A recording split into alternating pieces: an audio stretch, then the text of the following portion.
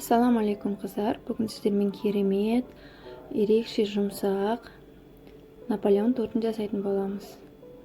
Дәмі өте ерекше болып шығады, міндетті түрде жасап көріңіздер. Ол үшін табаға 400 грамм майды салып, 2 жұмыртқаны қосамыз. 1 стакан мұздай суды саламыз. 4 тамшы уксус. ұн қосып, жақсылап қолымызға жабыспайтындай етіп қамыр илейміз. Қамырды холодильникке 30 минутқа салып қоямыз. Дайын болған қамырларымызды кесіп, дөңгелетіп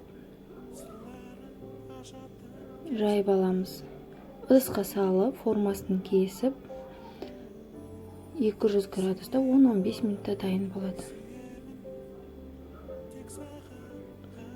Креміне майды жақсылап ағартқанша миксерлейміз. Сгущенканы салып, тағы да миксерлейміз. Вареный сгущенканы салып, жақсылап миксерлейміз. Бір келкі масса шығу үшін. Осындай түсті карамельный крем дайын болады. Ыдысымызға дайын болған кремді тесталардың бетіне бір келкетіп жағып шығамыз.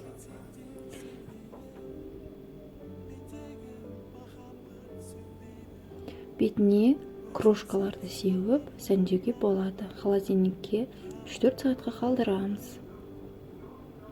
Міне біздің тортымыз дайын болып шықты. Ас болсын. Жасап көріңіздер. Сіздермен болған Хадиша.